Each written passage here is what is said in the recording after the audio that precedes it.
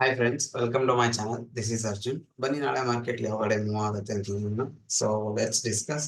And ನಾನು ನಿನ್ನೆ ಹೇಳಿರೋ ಹಾಗೆ ಅಕಸ್ಮಾತ್ ಮಾರ್ಕೆಟ್ ಗ್ಯಾಪ್ ಡೌನ್ ಓಪನ್ ಆಯ್ತು ಅಂಡ್ ಈ ಲೆವೆಲ್ ಅನ್ನ ಕ್ರಾಸ್ ಆದ್ರೆ ಮಾತ್ರ ಕೆಳಗಡೆ ಕ್ರಾಸ್ ಆದ್ರೆ ಮಾತ್ರ ಸೆಲ್ಲಿಂಗ್ ಅಪಾರ್ಚುನಿಟಿನ ನೋಡಬಹುದು ಅಂತ ಹೇಳಿದ್ದೆ. ಸೊ ಓಪನ್ ಆದ ತಕ್ಷಣ ಸೀದಾ ಕೆಳಗಡೆ ಬಂತು, ಆಮೇಲೆ ಒಂದು ಸ್ಮಾಲ್ ರಿಟ್ರೇಸ್ಮೆಂಟ್. ಸೊ ಈ ಕ್ಯಾಂಡಲ್ ಅಲ್ಲಿ ಇದು 5 ಮಿನಿಟ್ ಟೈಮ್ ಫ್ರೇಮ್ ಅಲ್ಲಿ ಹಾಕಿ ನೋಡಿದ್ರೆ so as 5 minute low break ಆದ ತಕ್ಷಣ ಸೆಲ್ ಮಾಡಬಹುದಾಗಿತ್ತು. But each and every point ಅಲ್ಲಿ, each and every retracement level ಅಲ್ಲಿ ಸೊ ನಮ್ಮ ಸ್ಟಾಪ್ ಲಾಸಸ್ ಗಳು ತುಂಬಾ ಜಾಸ್ತಿ ಇತ್ತು. ಸೊ ಹಾಗಾಗಿ ಸ್ಟಾಪ್ ಲಾಸ್ ಬಿಗ್ ಇದ್ದಿದ್ರೆ ಟಾರ್ಗೆಟ್ ಕೂಡ ಬಿಗ್ ಸಿಗ್ತಿತ್ತು. ಸೊ ಜಾಸ್ತಿ ಇಟ್ಸಿಲ್ಲ. ಸೊ ನಾಳೆ ಮಾರ್ಕೆಟ್ ಯಾವ ಕಡೆ ಮೂವ್ ಆಗ್ಬೋದು? ಒನ್ ಡೇ ಟೈಮ್ ಫ್ರೇಮ್ ಅಲ್ಲಿ ನೋಡೋದಾದ್ರೆ ಆಲ್ರೆಡಿ ಮಾರ್ಕೆಟ್ ಬಂದ್ಬಿಟ್ಟು ಸೊ 80 ಪಾಯಿಂಟ್ಸ್ ಒಂದು ಸ್ಮಾಲ್ ಲೋ ಮಾಡ್ಬಿಟ್ಟು ಅಲ್ಲಿಂದ ರಿಕವರ್ ಆಗಿದೆ. So this can work as a support. ಇದು ಒಂದು ಸಪೋರ್ಟ್ ಆಗಿ ವರ್ಕ್ ಆಗೋ ಚಾನ್ಸಸ್ ಇರುತ್ತೆ. 46,000 ರೌಂಡ್ ಲೆವೆಲ್.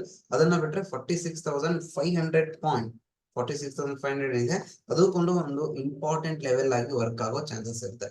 ಆಲ್ಮೋಸ್ಟ್ ಈ ಝೋನ್. ಓಕೆ, ಸೊ ನಾಳೆ ನಾವು ಸೆಲ್ಲಿಂಗ್ ಅಪಾರ್ಚುನಿಟಿ ನೋಡ್ಬೇಕು ಅಂದ್ರೆ ಸೊ ಎಕ್ಸಿಟ್ ಪೋಲ್ ಎಕ್ಸ್ಪೆಕ್ಟೇಷನ್ ಪ್ರಕಾರ 320 to 370 ಸೀಟ್ಸ್ ಬರೋದಾಗಿದ್ರೆ ಮಾರ್ಕೆಟ್ ಅದನ್ನ ಪಾಸಿಟಿವ್ ಆಗಿ ತಗೊಂಡು ಮೇಲ್ಗಡೆ ಹೋಗೋ ಚಾನ್ಸ್ ಇತ್ತು.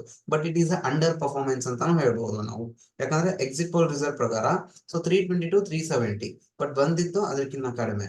ಸೊ ಹಾಗಾಗಿ ಮಾರ್ಕೆಟ್ ಇದನ್ನ ನೆಗೆಟಿವ್ ಆಗಿ ತಗೊಂಡು ರಿಯಾಕ್ಟ್ ಆಗಿದೆ ನೆಗೆಟಿವ್ ಸೈಡ್. ಸೊ ಅಕಸ್ಮಾತ್ ನಾಳೆ ಇನ್ನ ಡಿಸ್ಕಷನ್ ಅಂದ್ರೆ ಇನ್ನು ವ್ಯಾಲಿಟಿಲಿಟಿ ಜಾಸ್ತಿ ಆಗೋ ಚಾನ್ಸಸ್ ಇರುತ್ತೆ.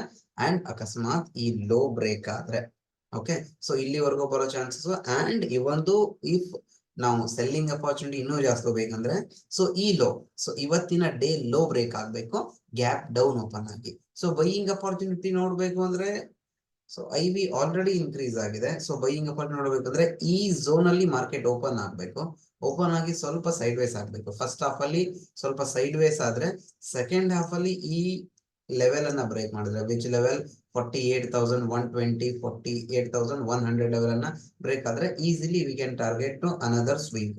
ಸೊ ಅನದರ್ ಸ್ವಿಂಗ್ ಬಂದ್ಬಿಟ್ಟು ಯಾವ ಪಾಯಿಂಟ್ ಬರುತ್ತೆ ಇಲ್ಲಿ ಅರೌಂಡ್ 1,800 ಪಾಯಿಂಟ್ಸ್ ವರೆಗೂ ನಾವು ಕ್ಯಾಪ್ಚರ್ ಮಾಡಬಹುದು.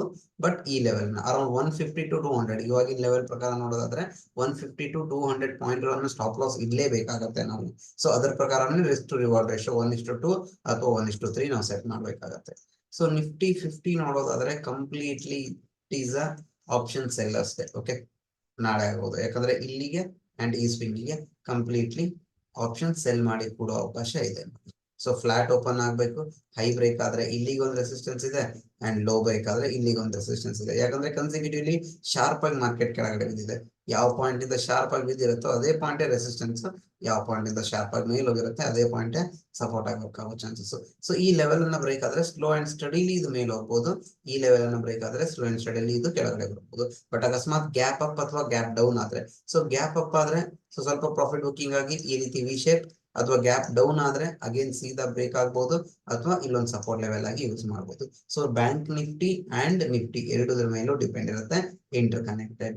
ಸೊ ನಾಳೆ ಬ್ಯಾಂಕ್ ನಿಫ್ಟಿ ಎಕ್ಸ್ಪೈರಿ ಇರೋ ಕಾರಣ so may be first half ಅಲ್ಲಿ ಸೈಡ್ ವೇಸ್ ಆಯ್ತು ಅಂದ್ರೆ ಸೆಕೆಂಡ್ ಹಾಫ್ ಅಲ್ಲಿ ಬ್ರೇಕ್ಔಟ್ ಆದಾಗ ನಮಗೆ ಬೆಟರ್ ಟ್ರೇಡ್ ಸಿಗೋ ಚಾನ್ಸಸ್ ಇರುತ್ತೆ ನೋಡಿ. ಸೊ ಮಾರ್ನಿಂಗ್ ಹಾಫ್ ಅಲ್ಲೇ ಗ್ಯಾಪ್ ಅಪ್ ಆಯ್ತು, ಸ್ವಲ್ಪ ಪ್ರಾಫಿಟ್ ಬುಕಿಂಗ್ ಆಯ್ತು ಅಂಡ್ ದೆನ್ ಹೈ ಬ್ರೇಕ್ ಆಯ್ತು ಅಂದ್ರೆ we can go for long. And gap down ಆಯ್ತು ಅಂಡ್ ಪ್ರಾಫಿಟ್ ಬುಕಿಂಗ್ ಆಯ್ತು ಅಂಡ್ ಅಗೇನ್ ಇವತ್ತಿನ ಲೋ ಬ್ರೇಕ್ ಆಯ್ತು ಅಂದ್ರೆ so we can go for short side, nothing but put side ಅಂತ ಹೇಳ್ಬೋದು. So that's it. Thank you.